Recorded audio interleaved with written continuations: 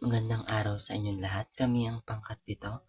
At ngayong araw tatalakayin namin ang mga napapanahong isyong lokal at internasyonal, sistemang padrino o palakasan, mga halimbawa ng korupsyon sa iba't ibang sangay na pamahala, korupsyon sa kapulisan at hubog sa datahan, korupsyon sa hudikatura, korupsyon sa legislatibo, pang korupsyon sa Pilipinas katulad ng pagtakas sa pagbabayad ng buwis, ghost project at payroll, pagtakas o pag-iwas sa subasta sa publiko ng pagkakaloob ng mga kontrata, pagpasa ng mga kontrata, pangingigil at panunuhol.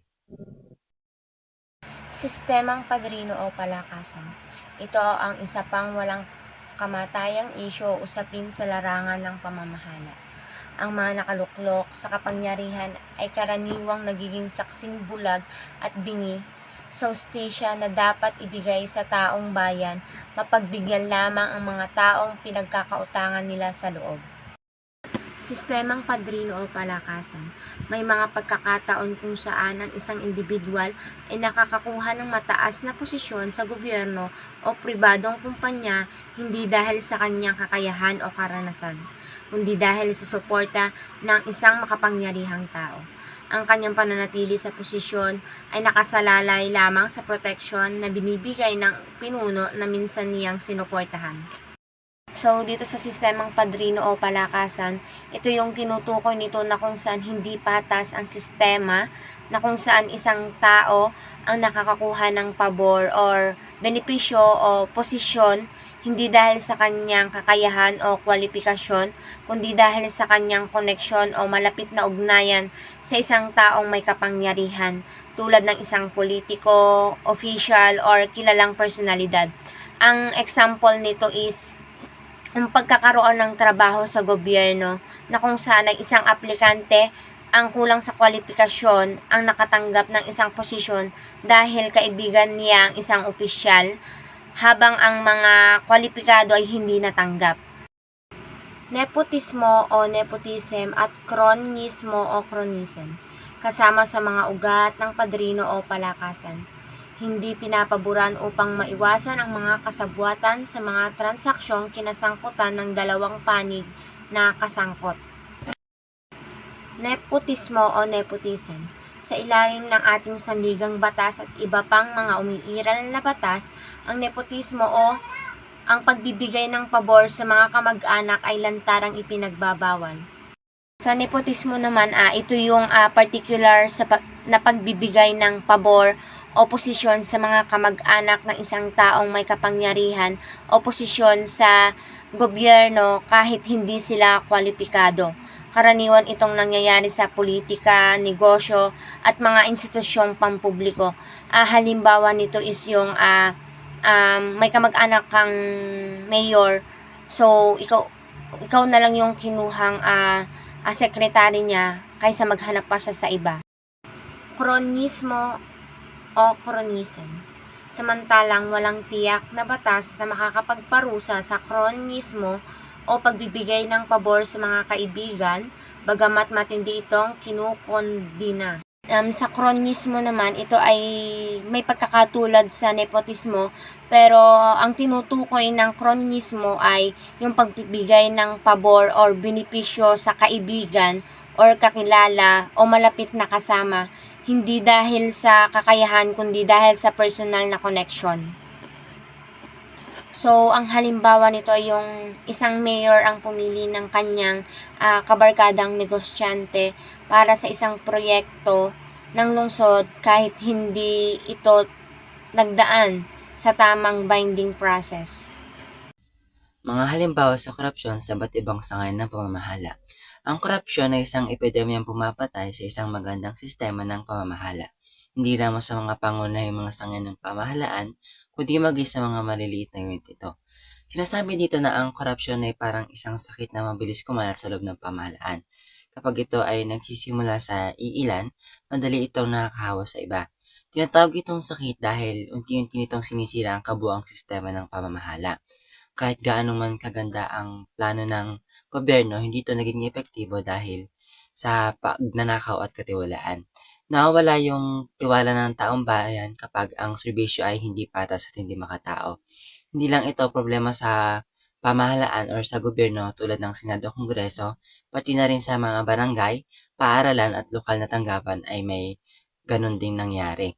Halimbawa nito yung mga opisyal na humihingi ng suhol. So dahil doon ang kabuoang imahe ng pamahalaan ay nasisira.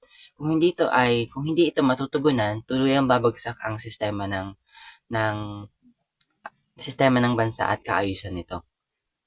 Korapsyon sa kapulisan ng tukbong sandatahan. Hindi ligtas ang mga kapulisan at tukbong sandatahan sa usapin ng korapsyon. Nababalot din ng kontrobersya ang kanilang mga pagbili ng mga kagamitang kinakailangan sa pagtupad ng kanilang tungkulin. So, sinasabi dito na ang kapulisan at hukbong sandatahan ng Pilipinas ay hindi ligtas sa korupsyon. Sila rin ay nasasangkot sa mga controversial na gawain sa pagbili ng mga kagamitan. Madalas ay hindi nararapat yung presyo o kalidad ng binibiling gamit tulad ng armas, sasakyan at mga uniform nila. May mga ulat na sinasadyang palakihin ang halaga ng presyo upang makapagnakaw ng pera. Ang ilan sa kanila ay nakikinabang sa mga transaksyon na ito kapalit ng pansariling interes. So dahil dito ay nasisira yung mga tiwala ng publiko sa institusyong dapat ay tagapagtanggol ng bayan. Yung ganitong uri ng katiwalian ay nagpapakita ng kahinaan sa sistema ng pamahalaan. Isa sa mga controversial na kaso ay yung kay dating Chief of Staff na si Angelo Reyes. Nakusahan siya ng pagkasangkot sa katiwalian sa loob ng AFP. So dahil sa bigat ng akusasyon at kahihiyan sa publiko, pinili niyang wakasan ang kanyang buhay sa harap ng putod ng kanyang ina. Bago ito mangyari ay sinabi niya na hindi siya nagsimula ng katiwalian, kundi ito ay matagal ng tradisyon sa loob ng militar. Nagsilbi itong indikasyon na tila normal na ito sa kanilang sistema. Normal na maging tiwali sa loob ng pulis o sa loob ng pamahalaan. Sa kabila ng panunumpa sa kodigo ng pag-aasal o etika, may mga pagkakataon pa rin nilalabag ng mga kapulisan ng espesipikong probisyon nito katulad ng mga sumusunod. Ang una ay ang pagtanggap ng salapi bilang proteksyon sa iligal na gawain. Maraming espesipikong probisyon ng batas at mga ordinansa ang hindi matinag-tinag dahil sa lakas ng loob na ipagpatuloy ang operasyon nito. Epekto marahil ng proteksyon ng kanilang natatanggap buhat sa mga kinauukulan katulad ng kapulisan. Ang mga ganitong gawain ay karaniwang tinatawag na protection racket. Sa halip na sugpuin ng mga iligal na aktibidad, gaya ng drug trade, duweteng at iligal na sugal, ang ilang tiwaling pulis ay nagkipagkasundo sa mga nasa likod nito. Binabayaran sila kada linggo o buwan upang hindi galawin ang mga operasyon nila. Minsan sila pa yung nagbibigay ng babala kung may gagawin na raid sa kanilang lugar. Dahil dito, lalong lumalakas at tumalawak ang mga impluwensya ng mga sindikato. Ang pinakamasaklap pa ay ginagamit pa ang mga pondo ng kriminal sa pagpapalakas ng armadong grupo na maaaring maging bandarin sa estado. Ang kaparusahan na kanilang matatanggap ay yung pagkakakulong nila mula 6 hanggang 15 taon. Maaalis din sila sa serbisyo, mawalan ng karapatang humawak ng anumang posisyon sa gobyerno, at kukumpiskahin yung mga pera na kuha nila sa pamamagitan ng korupsyon. Ang pangalawa naman ay ang pagtanggap ng suhol kapalit ng pananahimik at hindi pag-akto sa isang kaso na kailangan niyang gawa ng aksyon. Yung ganitong klase ay karaniwang nangyari sa mga kaso ng krimen kung saan may mataas na impluwensya o kung kayamanan ang nagkasala. Sa halip na imbestigahan o magkasampa ng kaso, ang pulis ay tumatanggap ng suhol kapalit ng pananahimik. Maaring ito yung mga pera, regalo, posisyon sa gobyerno at iba pa. Sa ganitong sitwasyon naman ay nasisira yung integridad ng batas at nagkakaroon ng double standard sa pagtrato sa mga mayaman at mahihirap. Kapag ang mahirap ay walang may bayad, ay agad silang hinuhuli. Pero kapag naman ang mayaman ang hinuhuli, ay nagkakaroon sila ng kakayahan magbayad at nakakadaya sa kahit pamarino naman yung kanilang pagkakasala. Kapag nahuli yung ganitong pulis ay papatawan sila ng 6 hanggang 12 pagkakakulong. Tatanggalin sila sa serbisyo at permanenteng pagbawal sa paghawak ng kahit anong posisyon sa gobyerno. Ang pangatlo ay ang pagtanggap ng suhol bilang kapalit ng hindi pag-issue ng ticket kaugnay ng paglabag ng motorista sa batas pangtrapiko. Kung ang suhol ay tahas ang hiningi ng kapulisan sa taong may paglabag sa batas, ang krimen ay tinatawag na pangungutong, pangingil o extortion. Ito yung simpleng halimbawa ng korupsyon sa pang-araw-araw na ating buhay. Ngunit may malaking epekto sa kabuuan ng disiplina ng mga mamayan lalo sa mga motorista. Kapag ang motorista ay nasanay sa pagbibigay ng tinatawag na lagay sa mga traffic enforcer, nawawala ang disiplina sa kalsada. Hindi na sila natatakot na lumabag sa batas ng trapiko dahil alam naman nilang pwedeng ayusin sa pamamagitan ng pera.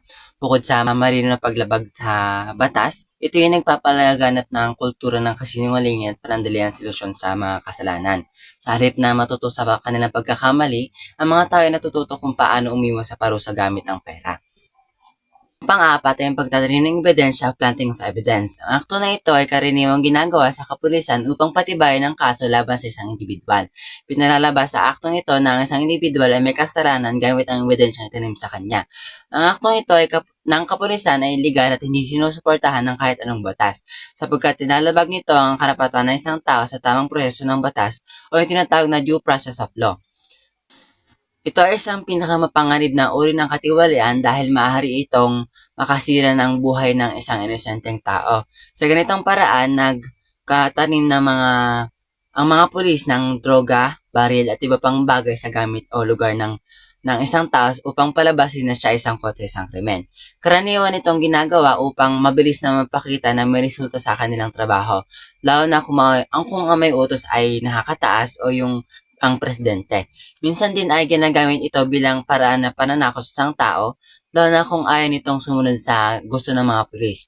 Ang mga biktima ay kadalasang hindi na nakakakamit ng hustisya dahil ang ebidensya na itanim ay mukhang totoo at tihiti mo sa paningin ng korte. Ang halimbawa nito ay yung kay Kian de los Santos na pinatay ng mga pulis na sinasabi na nakakita daw ng droga sa bulsa nito at siya ay binaril kahit nagmamakaawa na siya. Kung sino mang mapapatunayan na nagtanim ng anuang ebidensya ay mahaharap sa habang buhay ng pagkakakulong at nagmumulta ng 500,000 piso hanggang 10 milyong piso, bukod sa pagka-disqualify sa kahit anong posisyon sa pamahalaan. Ang panglima ay ang pagmamalabis sa kapangyarihan gamit ang dahas o pananakot upang mapagtagumpayan ang nais na makuha. Kinikilala itong isang anyo ng pangingikil na lumalabag sa mga umiiral na batas at pulisya sa Pilipinas. Ito ay nangyari kapag ang isang pulis ay gumamit ng kanyang armas o posisyon upang takutin ang ordinaryong mamamayan. Halimbawa, kapag humingi sila ng tinatawag na lagay o yung donasyon, kapalit ng hindi pagkakaarsa sa mga tao. May mga ulat din na labis na paggamit ng pwersa sa mga operasyon kahit wala namang malino na banta sa kanila. Kung sino man mahuhuling nasa akto ay maaaring patawag ng 12 taon na pagkakakulong depende sa bigat ng ginawa at maaaring magdagdagan pa kung mapatunayang may pananakit o pisikal na pinsala sa mga taong hinuhuli nila. Ang panghuli naman ay ang paglahok ng kapulisan sa mga organisadong krimen katulad ng pagnanakaw, terorismo, kidnapping at iba pa. Ito yung pinakadelikadong ginagawa ng mga pulis o ng mga alagad ng batas sa mga organisadong krimen. Hindi na lamang sila tumatanggap ng suhol, sila na mismo yung bahagi o leader ng mga sindikato. Sila ay yung nakikibahagi sa mga kidnapping for ransom, drug syndicates, human trafficking at gun for hire. Ayon sa anti-organized crime law, maaari silang maharap sa reclusion perpetua o yung habang buhay na pagkakakulong.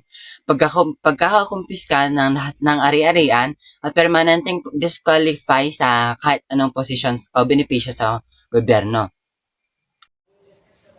Korupsyon sa hudikatura. Ang hudikatura o judiciary ay isa sa tatlong mahalagang sangay ng gobyerno, kasamang ehekutibo, executive, at legislative. Mataas ang pagtingin ng lipunan sa sangay na ito na may kapantay na kapangyarihan sa ehekutibo at legislatibo. Ang hudikatura ay sangay ng gobyerno na siyang nagbibigay ng interpretasyon sa batas na ginawa ng legislatibo at ipinatupad ng ehekutibo. Ang hudikatura ay hindi ligtas sa mga aligasyon ng korupsyon at pagnanakaw sa kaban ng bayan. May mga kurakot din sa hukom o judge na tumatanggap ng suhol upang magbaba ng desisyong pumapanig sa nagbibigay ng suhol. May ilang mga hukom na pinatatagal ang pagdesisyon sa isang kaso na nagbubunga ng hustisya sa mga taong walang kasalanan, kaakibat ng mga maling gawa o akto ng hukom sa paglabag sa kanilang koda ng etika or Code of Ethics, ay ang pagharap nila sa mga kasong administratibo o maaari rin naman pagtanggal sa kanila ng lisensya bilang ang mga abogado. Naging mainit ang mga usapin ay pinukol kay dating Supreme Court Justice Renato Corona dahil sa maling deklarasyon ng kanyang mga pagmamayari at pagkakautang batay sa deklarasyon ng kanyang SALN na sinasabing lumalabag sa RA 6713. Siya ang kauna-unahang Supreme Court Justice sa kasaysayan ng Pilipinas na pinatalsik sa pwesto sa pamamagitan ng proseso ng impeachment.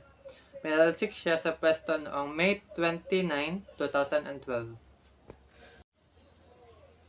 Ang kapalaran ni Chief Justice Maria Lourdes Sereno ay hindi rin nalayo sa kapalaran ng kanyang pinalitan na si Chief Justice Renato Corona.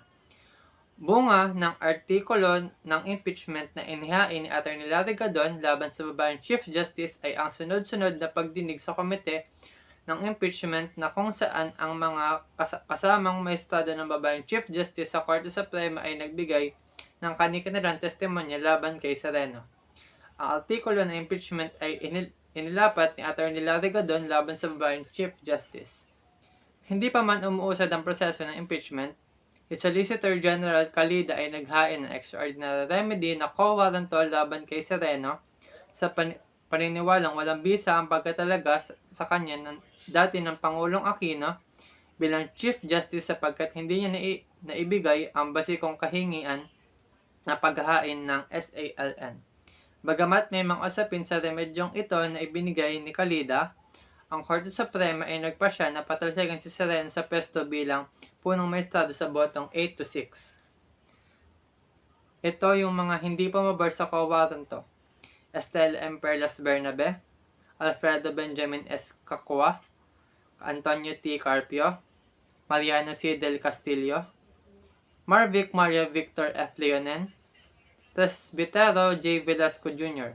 Ito ang mga pumabor sa quo warranto: Lucas B. P. Bersamin, Teresita J. Leonardo de Castro, Alexander G. Gesmundo, Francis H. Handalesa, Samuel R. Martires, Diosdado M. Peralta, Andres B. Reyes Jr. at Noel G. Tiham. Korupsyon sa lehislatibo ay isa ring halimbawa ng korupsyon sa iba't ibang sangay ng pamamahala. Ang lehislatibo ay sangay ng gobyerno na namamahala sa pagbuo at pagbalangkas ng batas, nararapat namang ipatupad ng ehekutibo. Malapit na usapin ng korupsyon ang sangay na ito ng lehislatibo sapagkat maaring makapaglagay ng isang provision sa panukalang batas na maaring pumabor sa may akda nito. Ang lehislatibo ay siyang naggagawa o nagbabalangkas ng batas na nararapat namang ipatupad ng isang ehekutibo. Ang halimbawa ng sitwasyon ng korupsyon sa lehislatibo ay pagtanggal ng buwis sa isang industriya dahil lamang interesado ang isang lehislatibo sa industriyang iyon. O kaya naman, kasosyo siya roon. Dahil dito ay maaring magbigay ng labis na benepisyo ang industriyang iyon na walang pagsaalang-alang sa nakakarami. Dahil dito, ang lehislatibo ay maaring magamit ng mga mababatas upang magbigay ng magandang benepisyo sa kanya o sa mga kasosyo niya sa isang industriya. May dalawang prinsipyo ang korupsyon sa lehislatibo.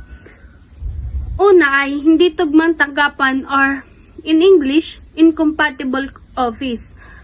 Padalwa ay ipinagbabawal na tanggapan or forbidden office. Ang hindi tugmang tanggapan or incompatible office is ipinagbabawal ng prinsipyong ito ng mambabatas na humawak ng tanggapan o posisyon sa anumang ahensya ng pamahalaan kasama ang GO, CC o government-owned corporations liban lamang kung iiwanan niya ang kanyang tungkulin bilang mambabatas. Isa pa, maaring ipagbawal ng prinsipyong ito ang paghawak ng dalawang tanggapan upang maiwasan ang pagbibigay ng katapatan sa isang tanggapan na habang ang independensya ng lehislatura ay ang doktrinang hiwalay ng kapangyarihan, separation of power, ay nasisira. Halimbawa, hindi maaring tanggapin ng isang senador ang posisyon bilang kalihim ng DILG kung hindi siya babakatihin ng kanyang pwesto bilang senador. Isa pa sa halimbawa nito ay ang pagiging kasapi ng electoral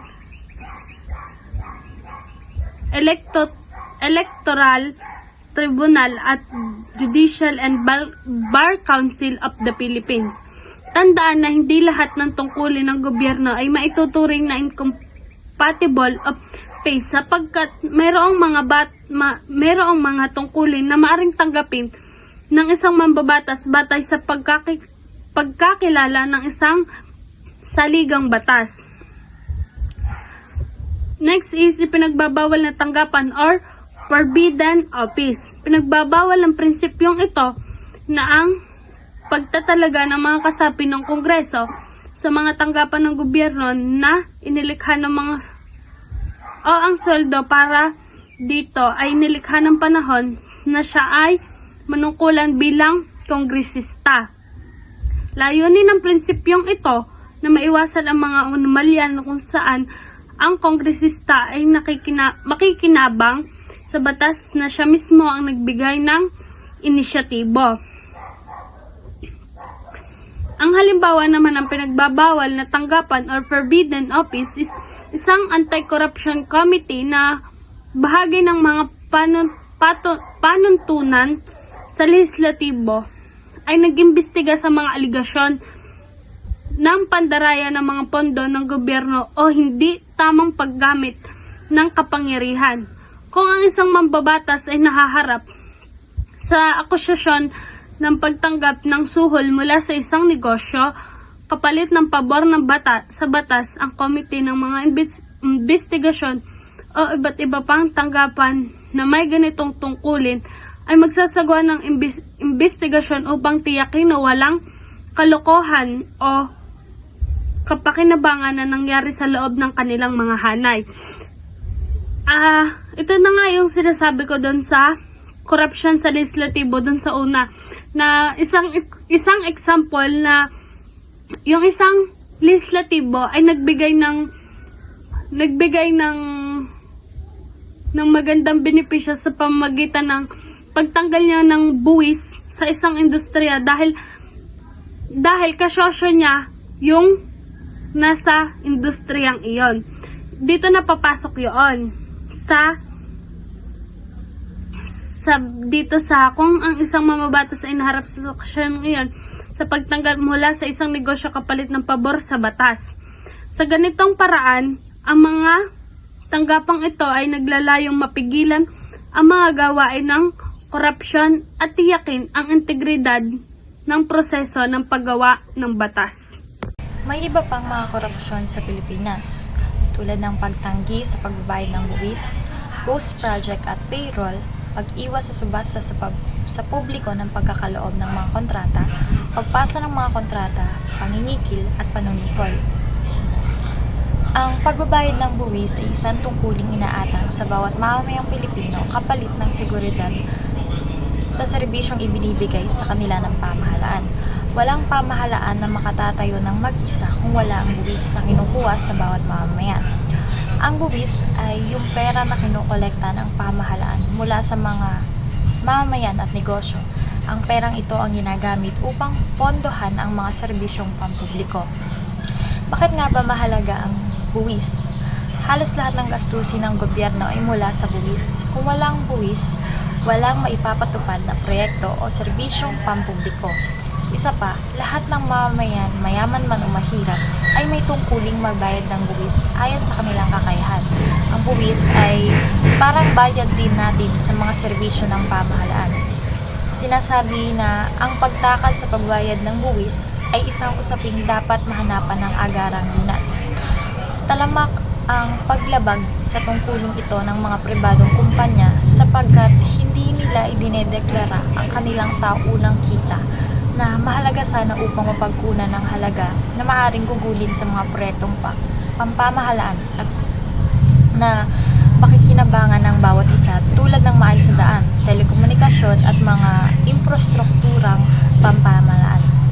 Ang pagtakas sa pagbabayad ng buwis ay tinatawag din na tax evasion. Ito ay illegal sadyang hindi pag-uulat o pagsinungaling ng isang individual o kumpanya tungkol sa kanilang tunay na kita para makaiwas sa pagbabayad ng tamang buwis. Kapag tinatanggihan ng isang tao ang pagbabayad ng buwis, ibig sabihin ay iniiwasan niya ang kanyang obligasyon bilang isang mamamayan. Parang nakikinabang siya sa mga serbisyo ng gobyerno pero hindi siya tumutulong sa pagpapatakbo nito. Isa sa mga epekto nito ay ang kakulangan ng pondo para sa mga proyektong pampubliko, pagkakautang ng pamahalaan sa ibang bansa o institusyon, pagbagsak ng ekonomiya dahil hindi gumagana ng maayos ang mga serbisyo, pagtaas ng buwis sa mga tapat magbayad para punan ang kakulangan. Ayon sa ilang datos, umaabot sa kumulang 500 bilyon kada taon ang nawawala sa kaban ng bayan dahil sa tax evasion. Ang halagang ito ay sapat na sana upang pondohan ang mga pangunahing serbisyo at infrastruktura. Halimbawa, sa totoong buhay, isipin mo ang isang barangay na may iisang poso para sa lahat. Kung lahat ay magbabayad para sa pagpapaayos nito, lahat ay may tubig. Pero kung may ilan na ayaw magbigay ng ambag pero patuloy magmagamit ng tubig, hindi ito magiging patas at posibleng masira ang poso nang walang pondo para sa pagkumpuni. Sa madaling salita, ang pagtanggi sa pagbabayad ng buwis ay hindi lamang simpleng pag-iwas sa bayarin. Ito ay paglabag sa tungkulin bilang mamamayan at may masamang epekto sa buong lipunan. Ang buwis ang nagpapalakad sa bansa at kung walang buwis, tila walang gasolina ang sasakyan tinatawag na gobyerno. Ghost Project at Payroll. Kadalasan itong ginagawa ng mga matataas na opisyal ng gobyerno sa pamamagitan ng pagbibigay ng pondo sa mga hindi umiiral na proyekto ng pamahalaan habang ang mga hindi umiiral na tauhan ng pamahalaan ay sinasahuran at binibigyan ng allowance. Lantaran ang katiwaliang ito sa mga ahensya ng pamahalaan na may kaugnayan sa mga formulasyon o pagpapatupad ng mga programa sa infrastruktura na nagbibigay ng mga sahod. Sa Ghost Project naman, ito yung mga proyekto na pinopondohan ng pera ng bayan, ngunit hindi naman talaga isinasagawa. Halimbawa nito ay yung pagtatayo ng isang proyekto or yung halimbawa is kalsada, eskwelahan or health center pero sa aktual ay walang nangyari or kulang ang ginawa. Ang mga pondo ay kadalasang pinupuslit ng mga tiwaling opisyal or constructor.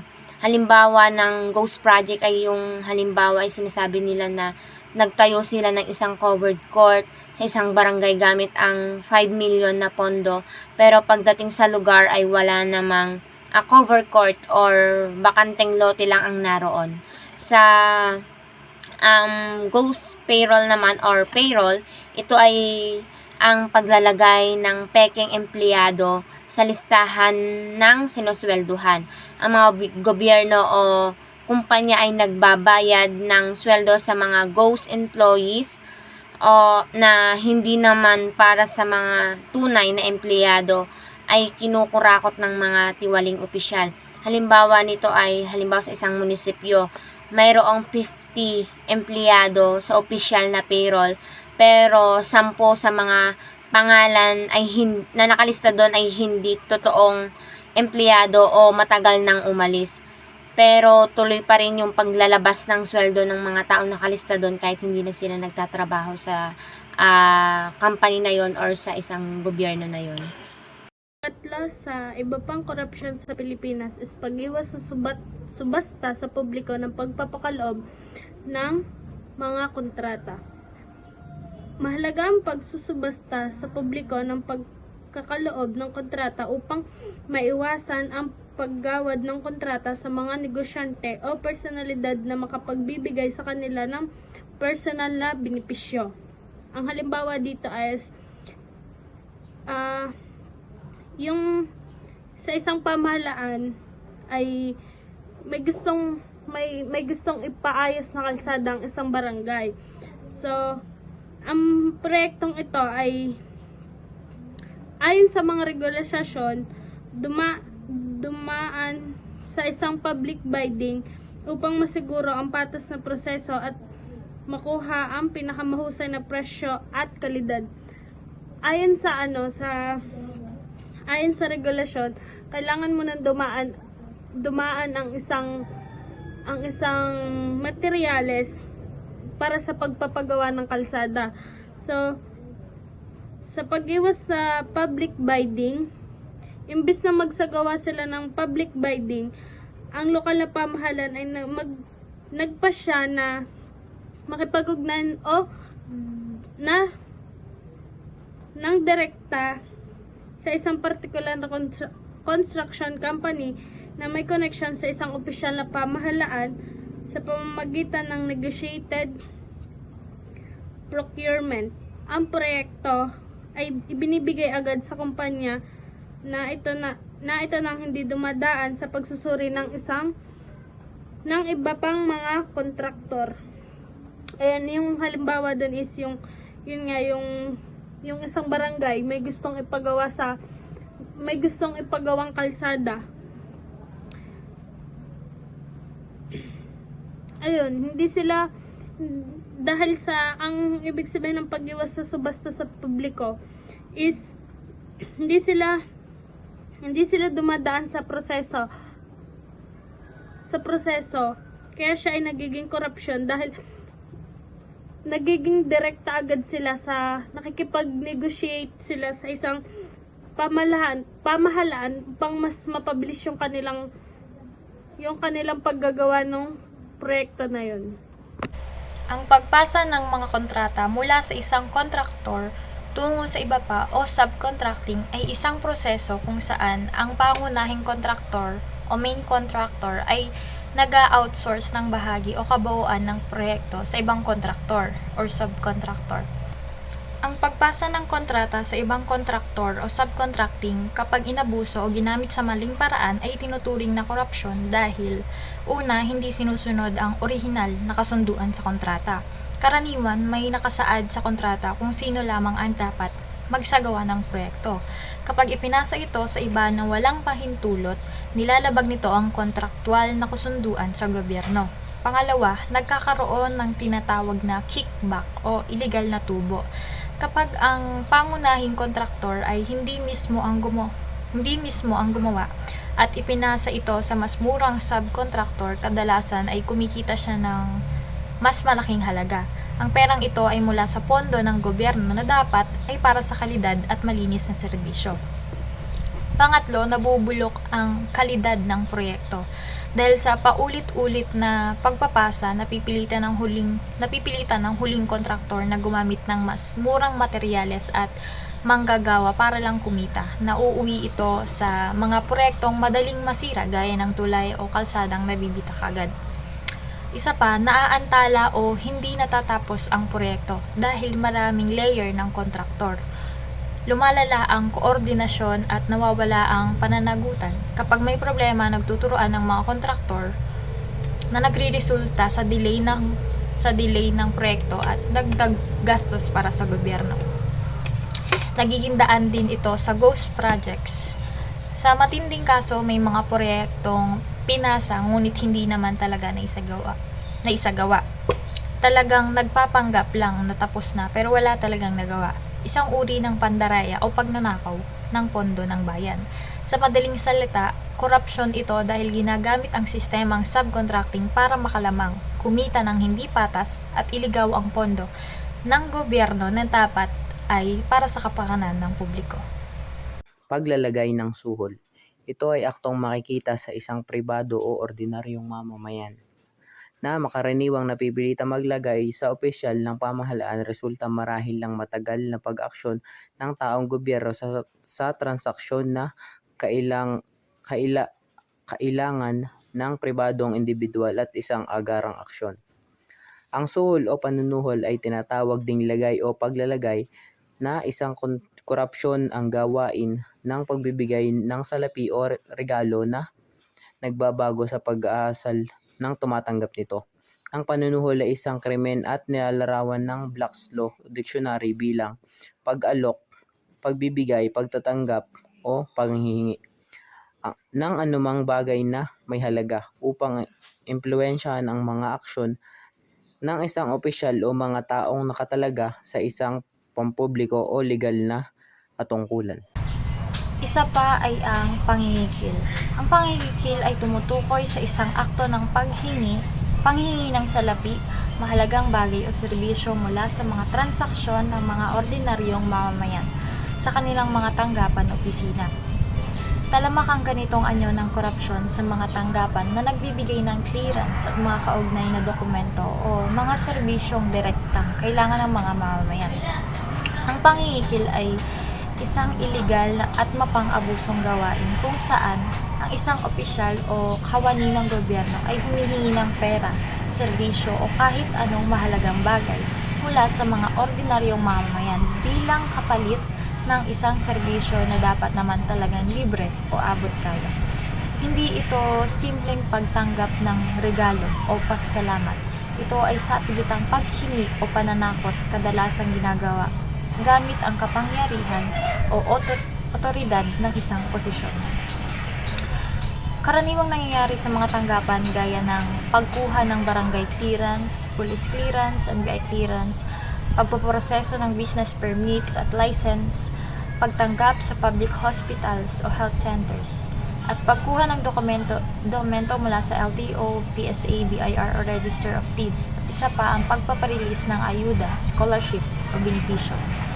Halimbawa ng pangingikil ay may isang tao na kukuha ng police clearance. Imbis na 100 pesos ang bayad, sisingilin niya ng 500 pesos na sinasabing para mapabilis ang proseso. Isa pa ay yung pagkumpirma ng Korte Suprema sa hatol laban sa mga pulis na nangikil noong Desyembre 2023. Kinumpirma ng Korte Suprema ang hatol ng pagkakakulong sa mga pulis na napatunayang nangikil ng pera mula sa mga taong nasa kanilang kustudiya. Ayon sa desisyon, ang mga opisyal ng batas na umaabuso sa kanilang otoridad upang takutin ang mga tao para sa pera ay nagkakasala ng robbery by extortion. Bakit nga ba illegal ang pangingikil? Nasa ilalim ito ng Republic Act No. 3019 o Anti-Graft and Corrupt Practices Act. Ang mga opisyal o kawani ng pamahalaan ay taong bayan ang pinaglilingkuran, hindi ang kabaliktaran. Ang serbisyo ng gobyerno ay hindi dapat binabayaran ng lampas sa itinakdang halaga. Kung ito ay ginagawang negosyo o paraan ng pandaraya, ito ay korupsyon. Sa madaling salita, ang pangingikil ay isang anyong mapang-abusong korupsyon kung saan ginagamit ng ilang opisyal ang kanilang posisyon para sa sapilitang humingi ng pera o pabor mula sa mamamayan. Ang serbisyong dapat pantay-pantay at abot kaya para sa lahat ay nagiging parang pribilehiyo ng may pera lamang.